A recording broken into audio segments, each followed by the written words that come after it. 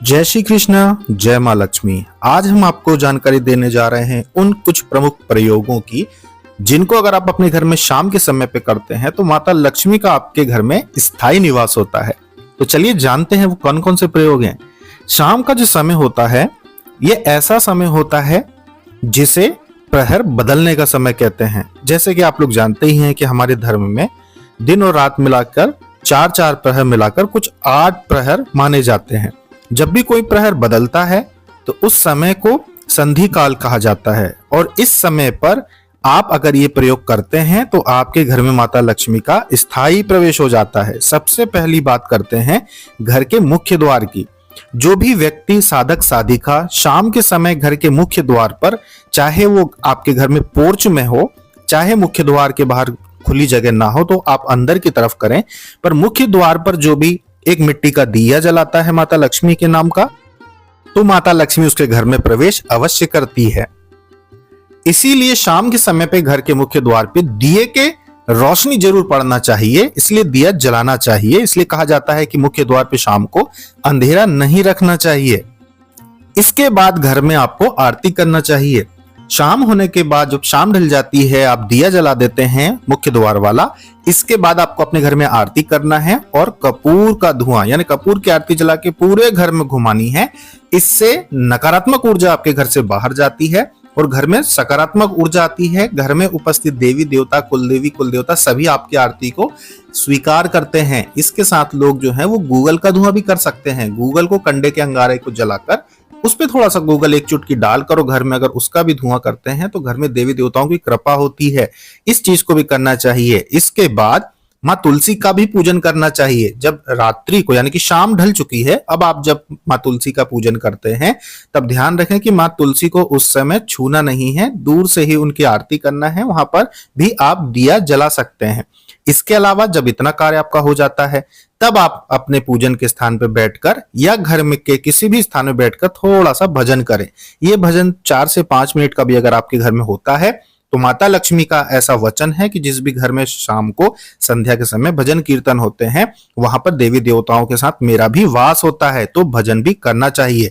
इसके बाद अगर आप मंत्र जप करते हैं, जैसे हमने कहा है आपको कई बार कि एक माला जाप भी जिस घर में प्रतिदिन होता है, माँ लक्ष्मी की उनके घर में सिद्धि स्वतः आ जाती है। उसका कारण ही यह है कि हम हमारी साधना में ऐसे ऐसे गुण, ऐसे ऐसे तरीके बताते हैं रहन सहन के, जिनका पालन करने से माता लक्ष्मी स्वयं आ जाती हैं आपके घर में। और ये सारी के सारी शास्त्र सम्मत प्रयोग होते हैं जो हम आपको बताते हैं।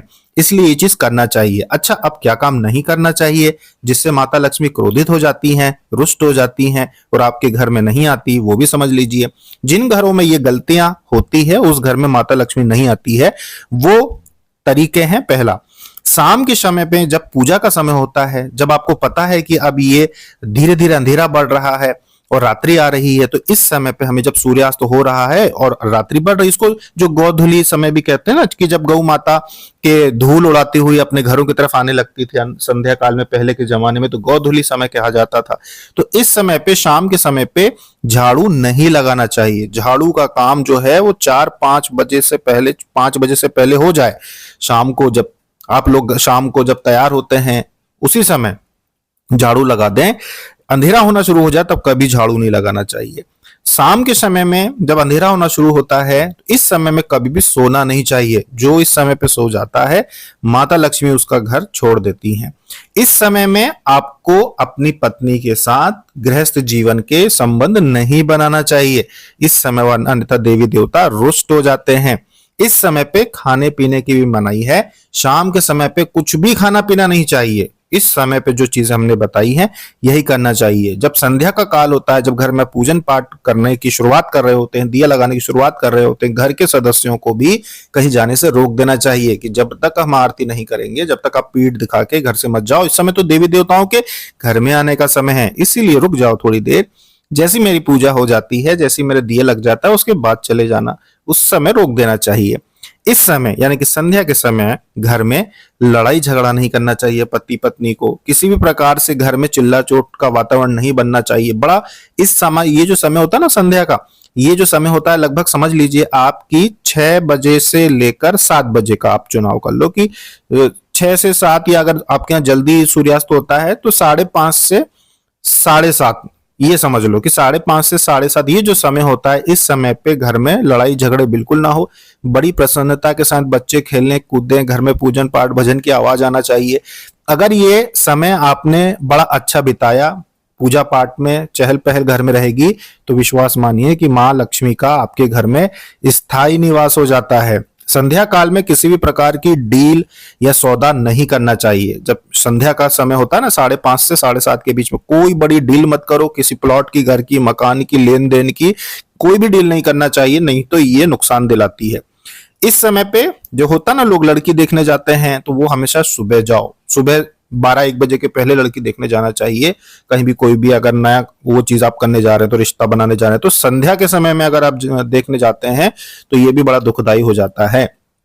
संध्या के समय पर किसी प्रकार का आप ऐसा काम मत करो जो आपको लगता है कि अशुभ, ये चीज नहीं करना चाहिए। ना शराब पीजिए, ना संध्या के समय में मांसाहार होना चाहिए।